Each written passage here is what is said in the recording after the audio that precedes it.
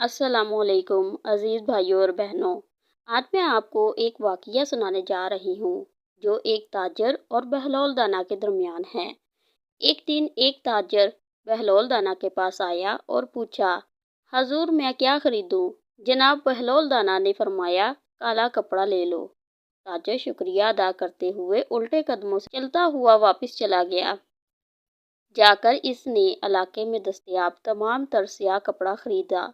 کچھ دنوں بعد شہر کے بہت بڑے آدمی کا انتقال ہو گیا۔ رواج کے مطابق ماتمی لباس کے لیے سارا شہر سیاہ کپڑے کی تلاش میں نکل کھڑا ہوا۔ اب سارا کپڑا اس تاجر کے پاس ذخیرہ تھا۔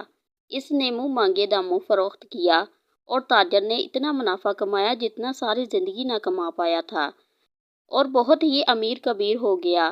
کچھ عرصے بعد وہ گھوڑے پر سوار کہیں سے گزر رہا تھا تو جناب بہلول دانا وہاں تشریف لائے ہوئے تھے۔ وہ وہیں گھوڑے پر بیٹھا بے ادبی سے بولا، اوئے دیوانے، اب اس بار میں کیا خرید لوں؟ بہلول دانا نے فرمایا، تربوز لے لو۔ وہ تاجر بھاگا بھاگا گیا اور ساری دولت سے پورے ملک سے تربوز خریدے۔ ایک ہی ہفتے میں سب خراب ہو گئے اور وہ کوڑی کوڑی کا محتاج ہو گیا۔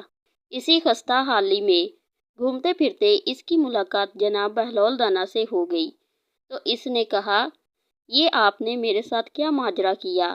جناب بہلول دانا نے فرمایا، یہ میں نے نہیں بلکہ تیرے لہجے اور الفاظ نے سب آپ سے کروایا۔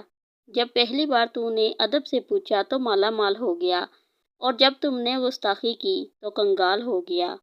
تو دوستو، حالات جیسے بھی ہوں، ہمیں ادب کے ساتھ رہنا چاہیے، تہذیب کے ساتھ رہنا چاہیے، کسی کی بے عزتی بے ادبی نہیں کرنی چاہیے۔